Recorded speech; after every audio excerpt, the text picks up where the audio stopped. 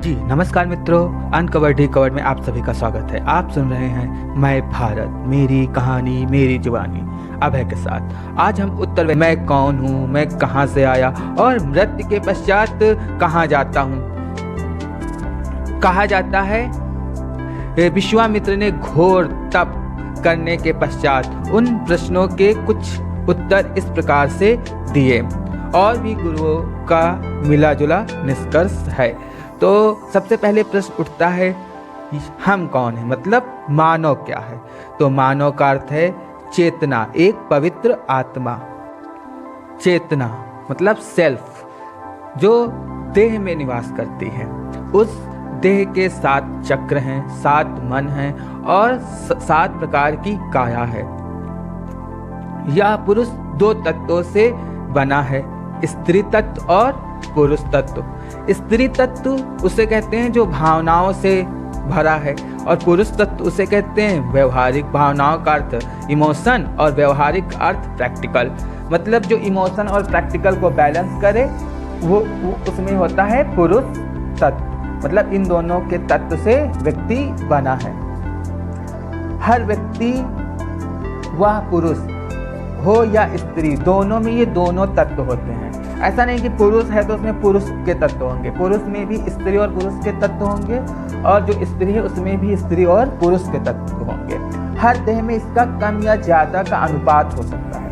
इसे कहते हैं पुरुष या मानव। इसमें स्त्री और पुरुष दोनों आते हैं। अब इस पुरुष में एक माइंड, बॉडी, स्पिरिट, ये तीनों ही होती हैं। मतलब तन, मन और देह। जब ये तीनों ही मिलकर एक साथ एक ही कार्य करते हैं तो उसे कहते हैं स्वधर्म। अब प्रश्न उठा इस पुरुषार्थ या इस पुरुष का क्या अर्थ है और मतलब कि इसका क्या उद्देश्य है। तो पुरुषार्थ के 3 कार्य हैं, 3 इनके अर्थ हैं, धर्म, अर्थ और काम। और अंतिम उद्देश्य या अंतिम लक्ष्य है मोक्ष। तो पहले हम धर्म को समझ लेते हैं। धर्म क्या है? व्यक्ति जिस बिंदु पर है और उस बिंदु को पूर्णतः शिद्दत से पार करना धर्म कहलाता है। इस धर्म को आश्रम व्यवस्था में बताया गया है। इस धर्म के 4 पड़ाव में बांट दिया गया है: ब्रह्मचर्य, गृहस्थ, वानप्रस्थ और संन्यास।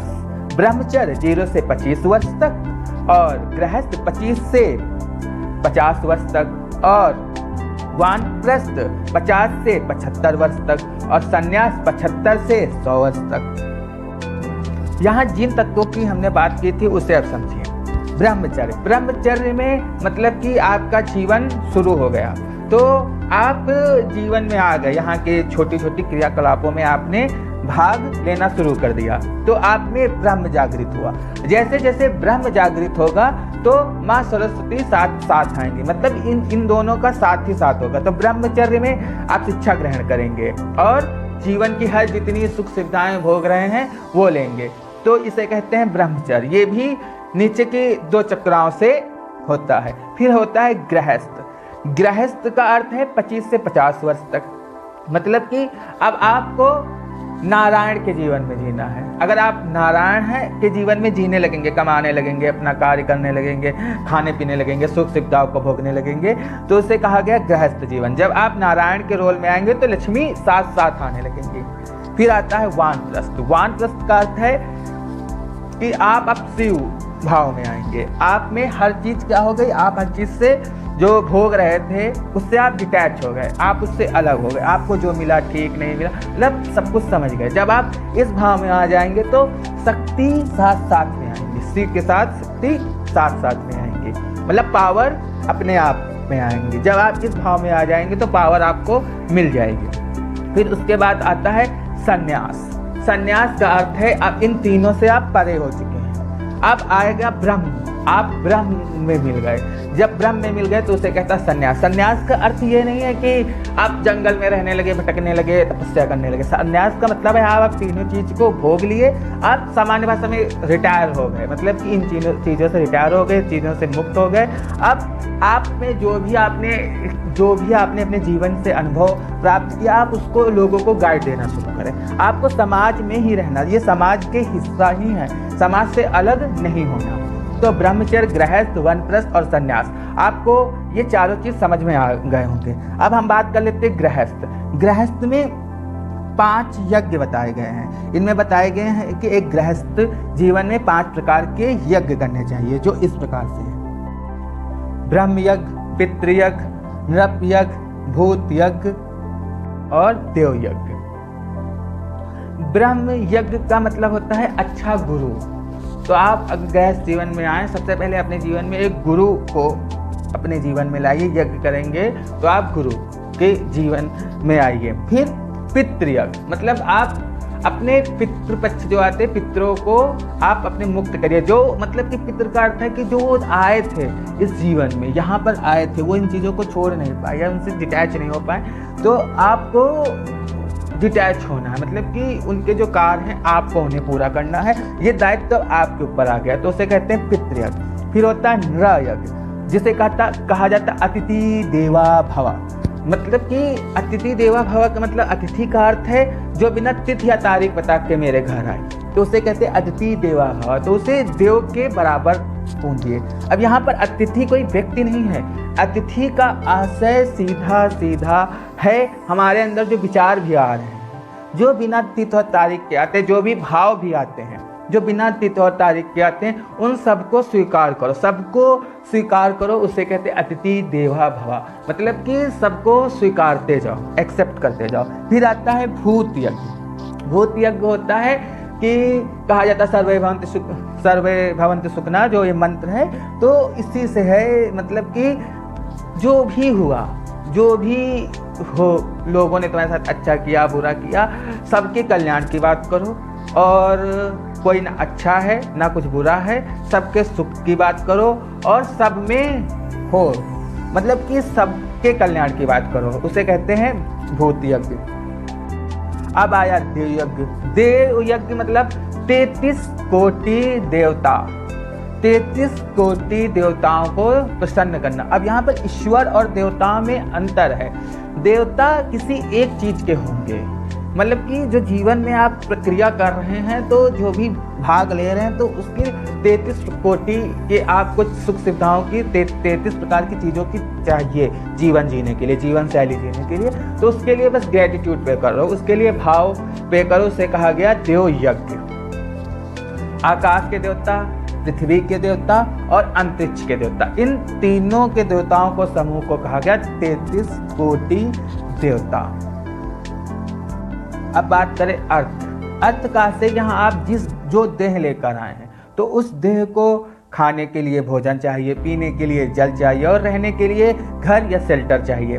तो देह की जो आवश्यकता और भी बाकी सुख सुविधाएं चाहिए, तो उसकी आवश्यकताएं पूर्ति करने की जो जिम्मेदारी है वो हमारी ही है। मतलब जो आत्मा कहाँ निवास करती है, देह में निवास करती है, तो उसको जितनी सुख सुविधाएं चाहिए वो उन आत्मा का कर्तव्य है। प्रथम कर्तव्य है, मतलब पहले धर्म फिर अर्थ, तो इस पर काम करना होगा। फिर काम का अर्थ है व्यक्ति, यहाँ जो भी व्यक्ति आया, व्यक्ति की बात ना करें, मतलब जितने भी जीव जंतु इस जगत में आए हैं, हर जीव जंतु का यही स्वधर्म है, यही उनका ये कार्य है कि वो अपनी प्रजनन शक्ति से अपनी प्रजनन को आगे बढ़ाएं, अपनी आने जाति को आगे बढ़ाएं। तो मानव की जो जाति है, तो मानव का कर्म है वो अपनी जाति को आगे बढ़ाएं। काम की, इसको कहते हैं काम। अब आज के अधिकांश व्यक्ति इन्हीं दोनों में उलझ कर रह गए, मतलब कि उन्हें अर्थ और काम ही रह गया, तभी उनके जीवन में समस्या है। अगर ये अर्थ और काम के अलावा भी इन दोनों कर्तव्य को जान ले, धर्म और मोक्ष, तो फिर समस्याएं रह ही नहीं। समस्याएं उनके जीवन में मतलब ना के बराबर जो हैं, तो वो समस्याएं नहीं है, वो चैलेंज है। अब बात करें मोक्ष। मोक्ष को कहा गया है अनंत चतुष्टय, मतलब कि अनंत वीर्य, अनंत सुख, अनंत काल और अनंत दर्शन। मतलब अनंत वीर मतलब ऊर्जा, मतलब कि मोक्ष जो मोक्ष के भाव में होगा, मतलब कि मोक्ष का अर्थ यहाँ पर गलत है कि मरने के बाद। मोक्ष का अर्थ है कि आप जीवन, जैसे कि गृहस्थ जीवन में बताया गया था कि मतलब कि इस भाव में जब आप जाएंगे तो आप मोक्ष को ही प्राप्त कर लेंगे। ये 25-25 उसमें डिवाइड कर दिया गया, लेकिन आप कभी भी अगर भाव में जाना चाहें तो आप जा सकते हैं बड़ी आसानी से।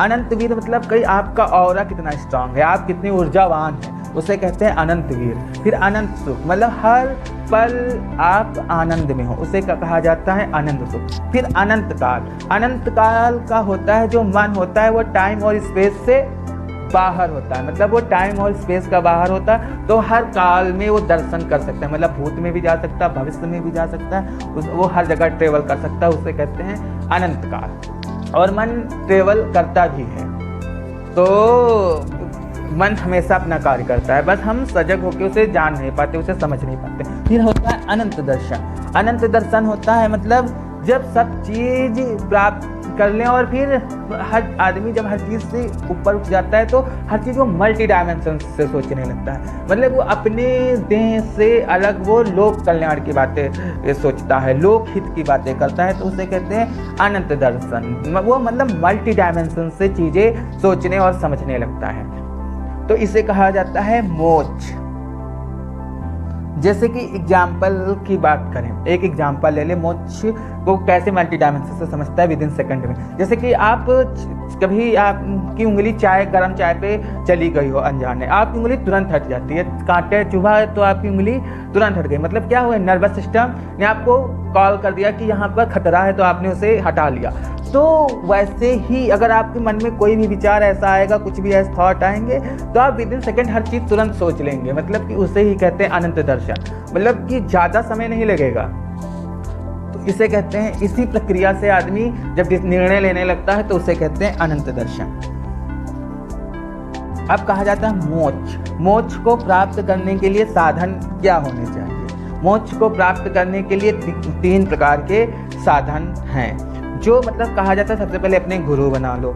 जब गुरु तुम बना लोगे, अब गुरु बनाओ या ना बनाओ ये व्यक्तिगत निर्णय है। गुरु मतलब अच्छा गुरु का आशय है जो तुम्हें सही दिशा बताए, तो सही दिशा तुम्हें अपने अंदर ही जानना होगा। जो अच्छे, जैसे कि बुद्ध ने आनंद को अंतिम अपने मृत्यु की सैया में बताया, उन्होंने कहा अंतिम उद्देश्य, उन्होंने कहा था अपो दीपो भवा, मतलब अपने अंदर का दीपक स्वयं जलाओ, मतलब अपने गुरु स्वयं बनो।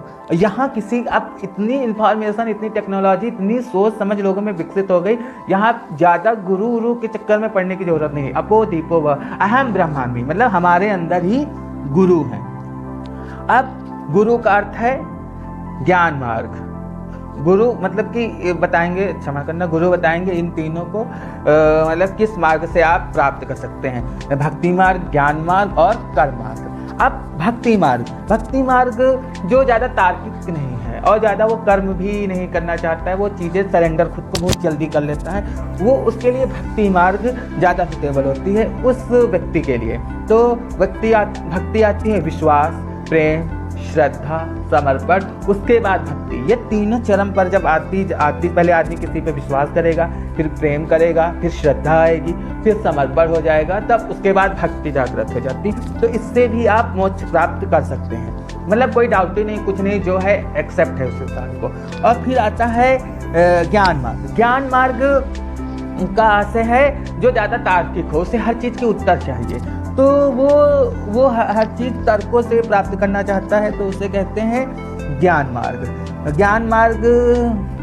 जैसे कि कबीर ज्ञान मार्ग के असीम उदाहरण है और एकदम सटीक उदाहरण है। फिर आता है कर्म मार्ग जो वो समर्पण होना चाहता है और ना ही वो मतलब कि तार्किक, वो तर्कों में भी ज़्यादा विश्वास नहीं रखता, ना वो किसी दूसरी सत्ता को मानता है, तो उसे कहते हैं। फिर उसे जब ना वो दूसरी सत्ता को मानता है ना और तर्क पर विश्वास करता है, तो वो अपने ऊपर ही पूरा विश्वास करता है, उसे कहते हैं कर्मयोगी। तो आप कर्म से भी मोक्ष को प्राप्त कर सकते हैं। तो इन 3 मार्ग बताए गए मोक्ष को प्राप्त करने के लिए हमारे वेदों में।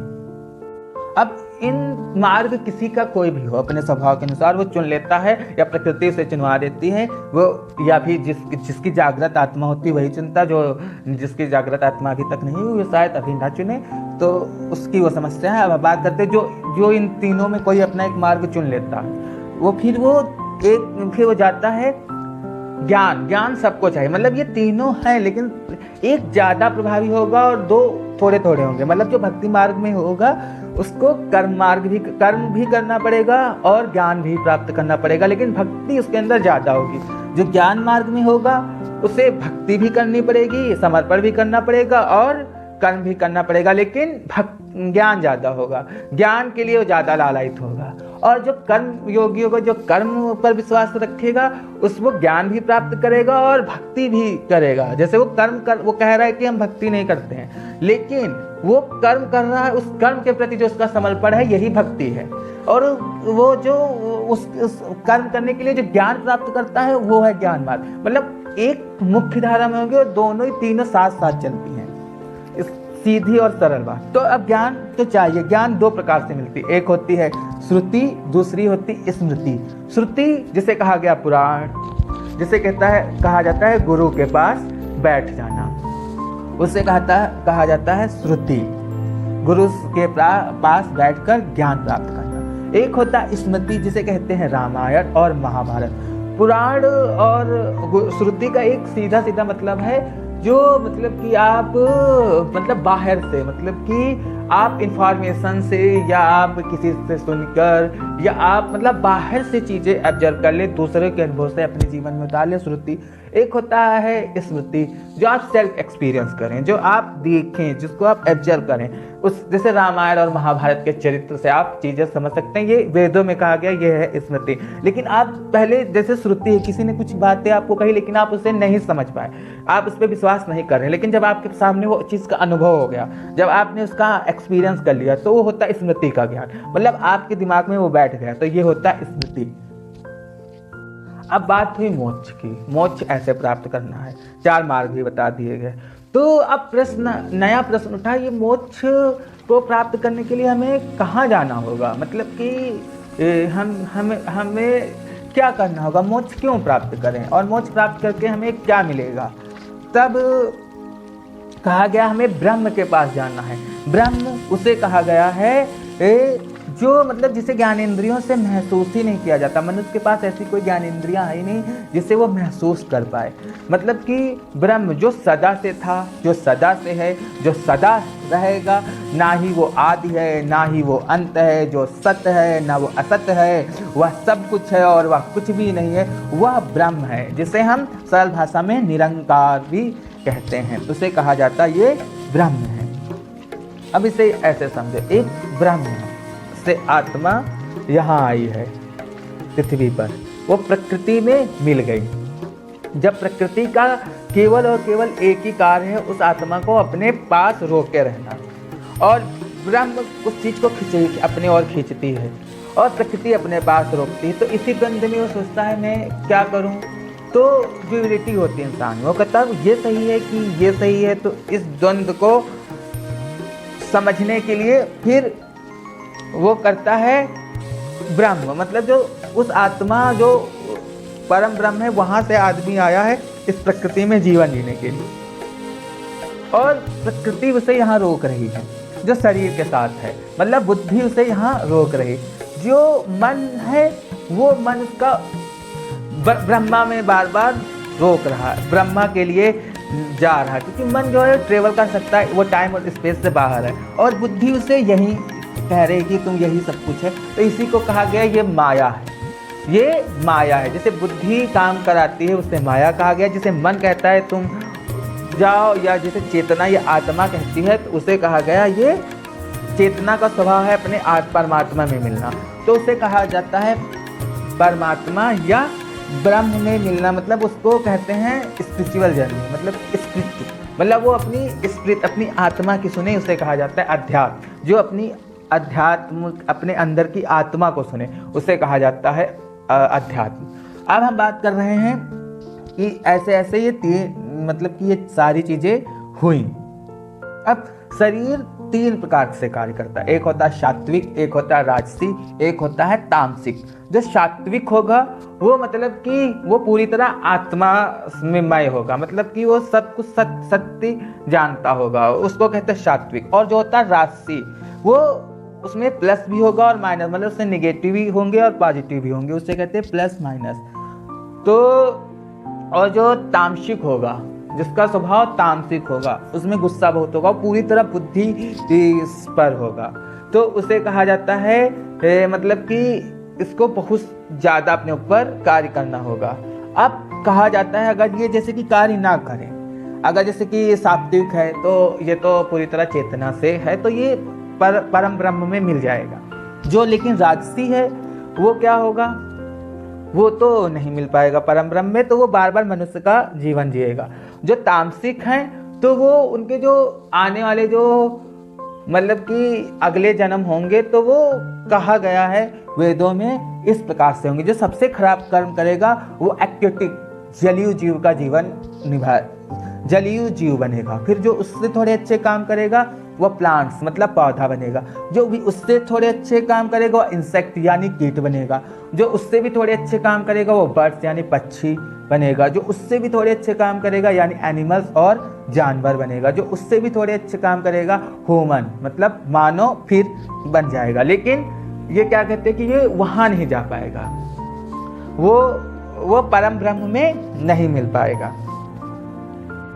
अब बहुत लोग डर गए होंगे कि हम सही सही काम करें, गलत गलत काम कर रहे हैं सही, तो हम एक बात स्पष्ट कर दें, यहाँ ना ही कुछ सही है ना ही कुछ गलत है, मतलब सब कुछ सही है और सब कुछ गलत है। तो आप सही गलत में ना पढ़कर आप वो काम करिए जिसमें आपकी माइंड बॉडी और स्पिरिट तीनों कहें कि ये काम करो, तो वो सही ही होगा। बस आपको तुरंत बेशक लगता होगा ये गलत है, लेकिन वो सही ही होगा। और जिसमें ये माइंड बॉडी स्पिरिट तीनों अलग अलग हैं, और ये कह रही हैं कि एक माइंड कह रहा कुछ और करने के लिए, बॉडी कह रहा कुछ और करने के लिए, और शरीर कह रहा कुछ और करने के लिए, तो इसका मतलब है ये तीनों एक काम के लिए तैयार नहीं है, तो वो काम गलत ही होगा। तो सही गलत कुछ भी नहीं है, जिसमें ये तीनों मिलकर एक साथ कार्य करें वही सही है। अब चीजें समझ में आ गई होंगी। इतनी चीज